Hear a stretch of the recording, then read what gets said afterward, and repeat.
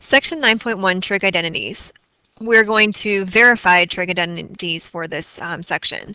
Remember that an identity is an equation that is true for all values of the variable for which every term of the equation is defined. Now, this next part, you have blanks for each of our identities that we learned in the last section.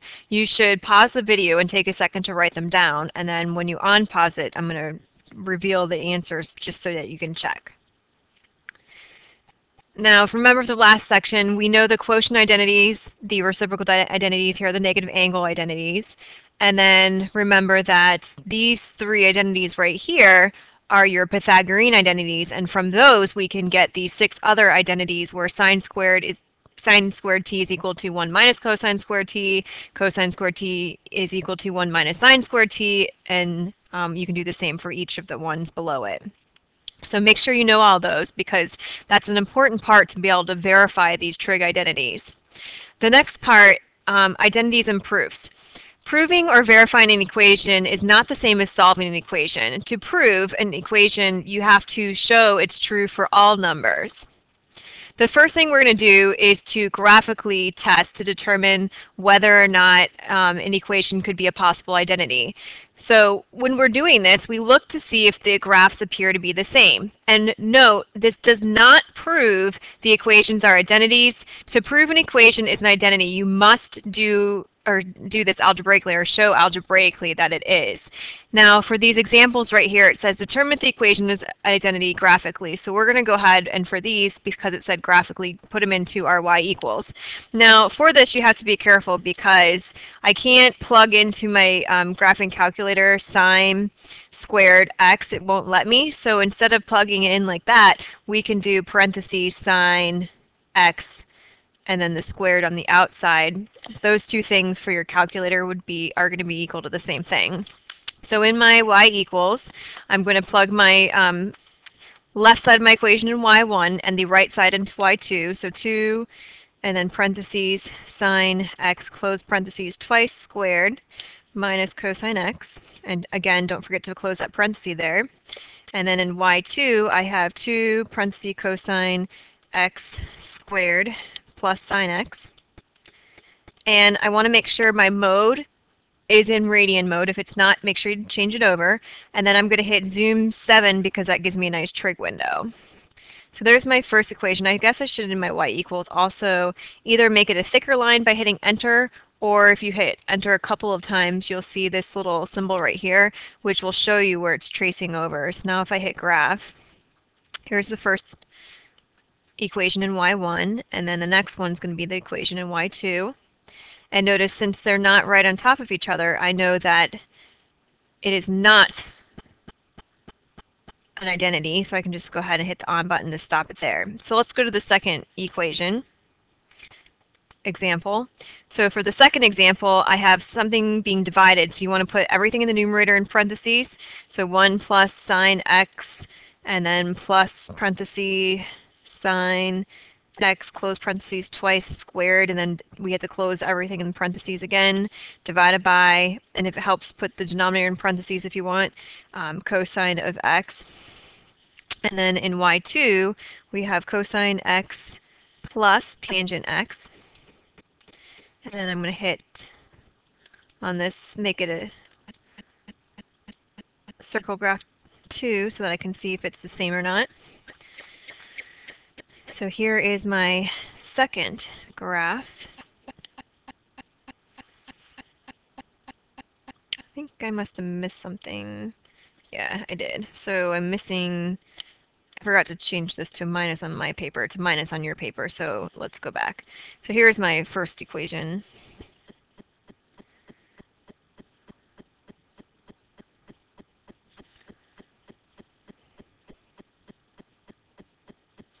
And notice my little circle thing is tracing over the first one in y1, so y2 is tracing over that. So that means that this is a possible identity, but in order to show that it's an identity, we have to do this algebraically. So this shows that it could be a possible identity. So these are not identities.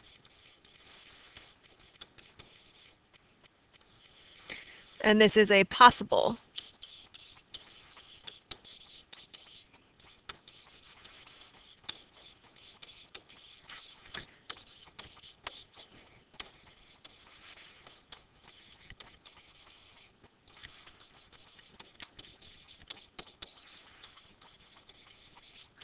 So remember, in order to tell something is an identity, you have to algebraically do it.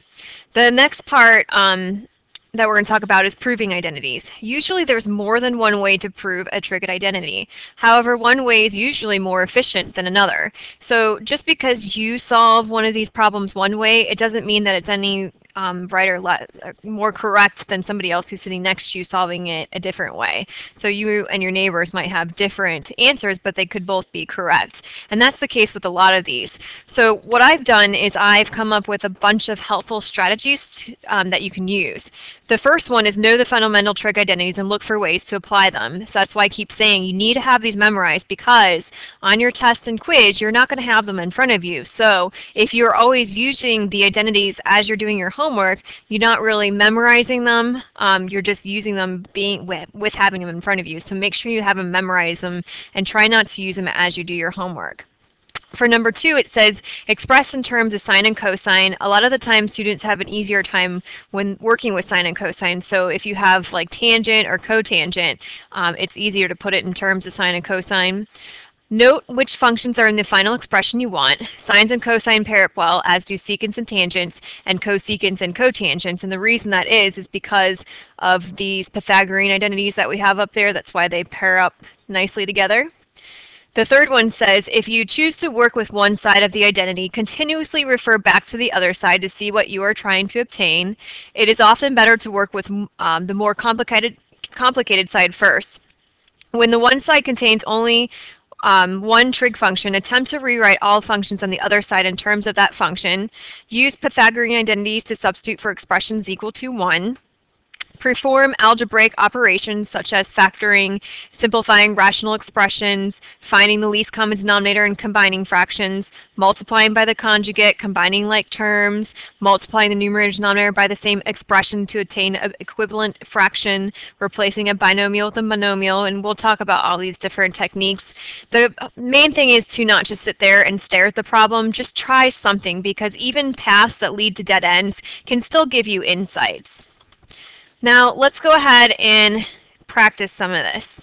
Now, again, note, proving identities is not the same as solving equations. Properties that apply to equations such as adding the same value to both sides are not valid when verifying identities, because the beginning statement to be verified may not be true. So the key point when you're solving these is that what you do to one side, you can't do to the other side. You can't move something from one side to the other. So number 1 is just an example of simplifying, and it says write in terms of sine or cosine. So this is what we did in section 6.5. So let's just go ahead. I would pause the video and see if you can simplify this on your own, and then unpause it, and we'll do it together. All right, for this first one, we have cosecant x plus cotangent x times 1 minus cosine x. So we want it in terms of sine and cosine when we're simplifying it, so that's the first thing I'm going to do. I know that the cosecant of x is 1 over the sine of x plus the cotangent, which is going to be your cosine x over sine x, and this is all multiplied by 1 minus cosine x. Now, for this, whenever I'm simplifying it, I want to get all the terms together and combine them. I have two fractions here for the first binomial, so I want to combine them. Because they have the same denominator, I can do that. So I have 1 plus cosine x over sine x times 1 minus cosine x. How do you multiply some fractions? You multiply the numerator times numerator and denominator times denominator. And in this case, I have 1 plus cosine x times 1 minus cosine x in my numerator, and then sine x times 1 in my denominator. So for this, I have 1 plus cosine x becomes 1 minus cosine x plus cosine x minus cosine squared x all over sine x. I just made it a little bit smaller for me. So now I want to combine my like terms. So negative cosine x and cosine x are like terms, and they cancel each other out. So then we have 1 minus cosine squared x over sine x, and then I'm going to think about my identities. Is there any identities that you, when you look at this problem, that you could replace with? So if I go back to my identities and I look at them, well, notice that 1 minus cosine squared t that we have is really right here, the sine squared t, so I can replace that with sine squared t in my equation, which is what I'm going to do. So in my equation, I get sine squared x over sine x, because remember 1 minus cosine squared x is really sine squared x. This allows me to get it into one term, which is what we wanted, and sine squared x over sine x is just equal to sine of x.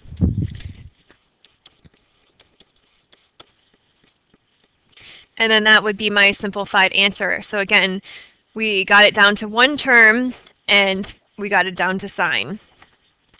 The next one is a little bit different. So this one should say verify or prove that 1 plus sine x minus sine squared x over cosine x is equal to cosine x plus tangent x. Now, as I said before, this is not the same as solving equations. So I can't get rid of what's in my denominator here by multiplying both sides by cosine x. That would be a no-no, because what you do to one side, you can't do to the other. You have to keep each side separate. So that's the kind of stuff that I'm talking about when you can't solve, like if you're solving an equation. The best thing to do for these problems is to draw a line down your paper so that you know you have to stick to one side. Now, as I said before, there are usually multiple ways to solving these problems. And usually it's not, one way is not more correct than another, it's just one way could be more efficient. Now, it's easier to work with a more complicated side. So if I look at this problem, I would probably think that the left side of my equation is more complicated than the right. So I'm going to start there. If I look at the left side of my equation compared to the right side, well, I notice that I don't have a denominator in the right side. I also notice that I have cosine x and tangent x. Well, remember, tangent x is really sine over cosine, so we're going to kind of use that to help us. Now, for this first one, I would look in my numerator to see, do I see any identities that I can use? Well, I do. I could change that 1 if I wanted to into the Pythagorean identity, which is sine squared x plus cosine squared x, or I have 1 minus sine squared x, which is equal to cosine squared x. That's another thing that I can do, so just try one. I'm going to change the 1 minus sine squared x, and then we have plus sine x. I'm going to change that into cosine. So 1 minus sine squared x, we're going to replace with a Pythagorean identity with cosine squared x. That's where that comes from. And this would be plus the sine x over cosine x. And then I notice I have two terms on this side, so I'm going to separate these two by separating the first one into cosine squared x over cosine x, and then plus sine x over cosine x. And notice when I did that, well, cosine squared x over cosine x just becomes cosine of x, because it simplifies. So we have cosine x plus, and sine over cosine is tangent x. And notice that this side now equals that side, so we are done. Now, let's say that I didn't want to do the left side first. Let's say instead I decided to do the right side. So this would be another different way that you could have done the problem. So let's say I started with the right side and I want to get this into the left side of my equation. Well, I would notice that my terms are combined, so then I would probably want to combine my cosine and tangent. So the first thing I would do is write it in terms of sine and cosine. So this is the cosine of x plus sine x over cosine x, and then I would say, well, how would I combine those? In order to combine those, I need a common denominator. So what's common between cosine x and 1? I would have to multiply this by cosine x over cosine x. And this does not change my equation by doing that, because cosine x over cosine x is like multiplying your equation by 1, so it doesn't change it. Now when I do that, I get the cosine squared x over cosine x plus sine x over cosine x, and then I can combine my numerator over my common denominator, which is cosine x. So cosine squared x plus sine x over my common denominator, cosine x. And then I would go back to the other side of my equation and notice that there is no cosine squared x in my numerator, but I remember the Pythagorean identity, sine squared x plus cosine squared x equals 1. So that means I can replace cosine squared x with 1 minus sine squared x, because I know the identity. So that's the next step I'm going to do. So cosine squared x is 1 minus sine squared x. I just replaced it, plus sine x over cosine x. Now I have the same thing in my numerator and denominator as on the other side of my equation, but it's not in the same order, so I just need to rewrite it. So 1 plus sine x minus sine squared x over cosine x. Now this side checks out with this side over here. So I did the left side of my equation one more way, which is right down here. Now instead, remember I said I could replace the 1 with sine squared x plus cosine squared x. I did that, and then I crossed out sine squared x and sine squared x because those were like terms and they cancel each other out.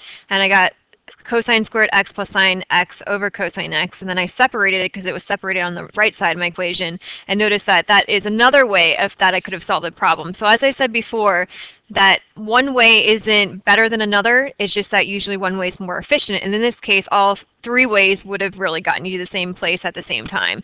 And remember, you only work with one side, and you really need to keep each step written out, because that's why we're doing these. We're trying to verify, so somebody needs to be able to follow each step. That's why you notice I keep it in a nice straight line going down so that I can follow each step that I'm using. So this right here was just another way to solve the problem. So I'm going to group that together and just move that over here. I'll make it a little smaller. And I'm going to move that over here. So that was another way. Whoops. Okay, now let's do number 3. Number 3 says we want to prove sine x over 1 plus cosine x equals 1 minus cosine x over sine x. Now for this, both sides look equally complicated, so it doesn't really matter which side you want to pick. I'm going to go ahead and pick to work with the left side. On the left side, I'm going to draw my line going down first, and then I have the sine x over 1 plus cosine x. I don't have any reciprocal identities, and I don't have any tangents or cotangents to change into sine or cosine. So if I look at the right side of my equation, I notice that the numerator is 1 minus cosine x, whereas the denominator here is 1 plus cosine x. So what I can do is use some algebra, and I can multiply by, and if you look at these, this right here are conjugates, because remember conjugates, you change sign at second term. So 1 minus cosine x over 1 minus cosine x, I'm allowed to multiply that by the conjugate here because it's like multiplying by 1, and it's not going to change my equation when I multiply by 1.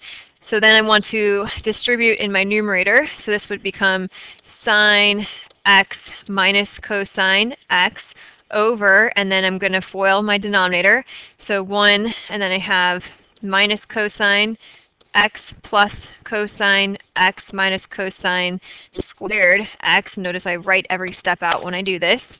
Negative cosine x plus cosine x ends up canceling out, and I'm left with, in my numerator, sine x minus cosine x, which I really didn't have to write it like that. I probably should have kept it without distributing because this is how it is in my numerator, so I'm going to go back to how it was. So I have sine x times 1 minus cosine x all over 1 minus cosine squared x. And then if I keep on going, I have in my denominator here sine, and notice that 1 minus cosine squared x, if you remember from your Pythagorean identities, is really sine squared x. So I have sine x times 1 minus cosine x all over sine squared x, and sine x over sine squared x is really the same thing as doing sine x over sine squared x times 1 minus cosine x, if that's what we're doing. You don't really need to write that part out if you don't want to.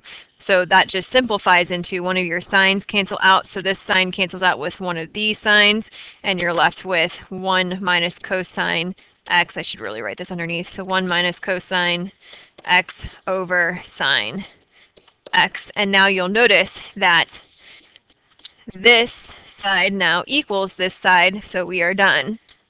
So another way that I could have done this problem is instead of doing the left side of my equation, if I would have done the right side, I would have multiplied by 1 plus cosine x over 1 plus cosine x. You're allowed to do the conjugate of the numerator. If I do that, then for this problem in my numerator, I get 1 plus cosine x minus cosine squared x all over sine x times 1 plus cosine x, and again I didn't multiply that through because it's 1 plus cosine x in my denominator on the other side. And then when I do this, these two terms cancel out because they're like, and plus and minus 1.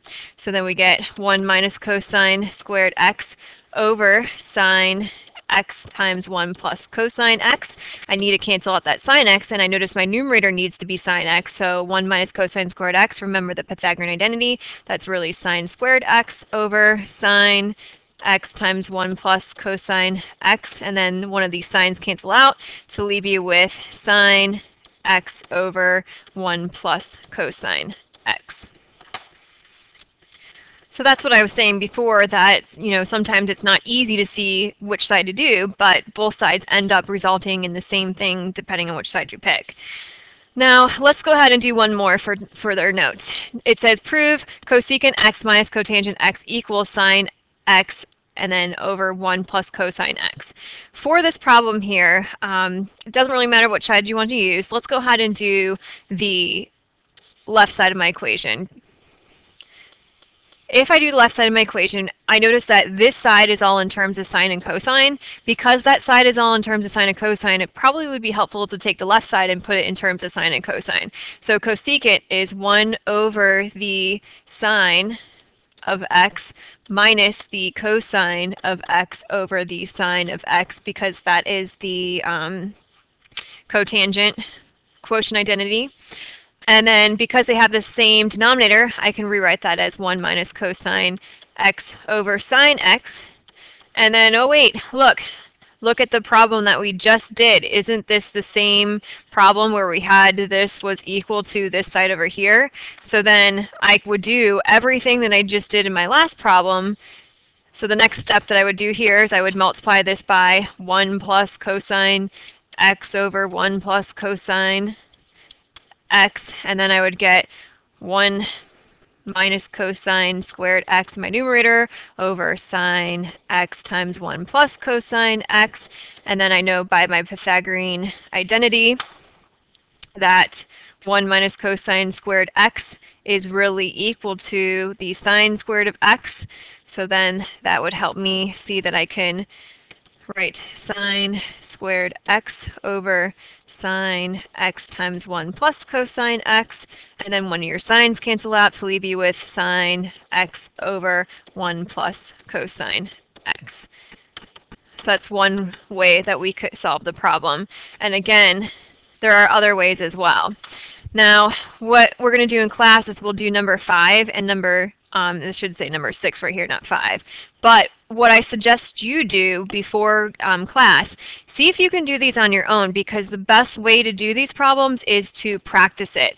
And like I said before, sometimes one way might lead you to a dead end, but you know, at least it's doing something, and usually dead ends will help you figure out how to solve the problem by going back and looking at it and say, okay, this didn't help me, but maybe instead of doing this identity, if I substitute it with something else, that will help me out. So see if you can do these, and then we'll go over them in class.